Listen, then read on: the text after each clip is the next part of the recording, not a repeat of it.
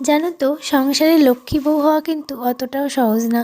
লক্ষ্মী বউ হতে গেলে তোমাকে কিন্তু অ্যাডজাস্ট করতে জানতে হবে, কম্প্রোমাইজ করতে জানতে হবে। তাছাড়াও কিন্তু অনেক কিছু করতে হবে, যেগুলো সব কিছু বলা সম্ভব নয়। তাছাড়াও একটা কি বলো তো, সংসারে কখন কি শেষ হচ্ছে, কখন কি আনতে হবে, সব কিছু তোমাকে খেয়াল রাখতে হবে। হাজব্যান্ড তো শুধুমাত্র কাজ করবে, ইনকাম করবে, ব্যাস অতটুকুই দায়িত্ব। কিন্তু একটা মেয়ের দায়িত্ব কিন্তু অনেক কিছু, সংসার থেকে শুরু করে বৃদ্ধ বাবা মাকে দেখা, তারপরে নিজের সন্তানকে মানুষ করা, তার ঘাড়ে কিন্তু সব চাপ পড়ে। তার সাথে সব কিছু খেয়াল রাখা। এই যে আমি আজকে দেখো বাজার থেকে কিছু জিনিস আনতে বলেছিলাম, এনে দিয়েছে, সেগুলোই ঢালছি। আর এটাই ভাবছিলাম যে কখনো ঘরের জিনিস কিন্তু শেষ করতে নেই। মানে কোনো জিনিস একদম শেষ হয়ে যাওয়ার পরে সেগুলোকে কিন্তু আনতে বলতে নেই, কারণ সেটাকে নাকি ভালো বলে না, অলক্ষ্মী বলে। কারণ যারা লক্ষ্মী হয় তারা কোনো কিছু মানে শেষ করতে দেয় না, সবসময় পূর্ণ করে রাখে।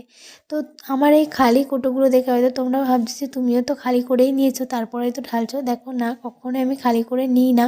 আমার সবসময় 2 থেকে 3টে করে এরকম কোটো থাকে, একটা নিরামিষ, একটা প্রত্যেক দিন আমিষ, আর একটা এরকম স্টোর করে রাখি।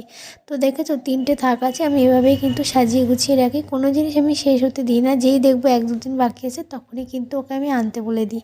তো আমার মনে হয় কোনো জিনিস শেষ হওয়াটা ঠিক না, সব কিছু সবসময় পূর্ণ হয়ে থাকবে, তবেই কিন্তু সংসারটা ভরপুর দেখাবে আর ভালো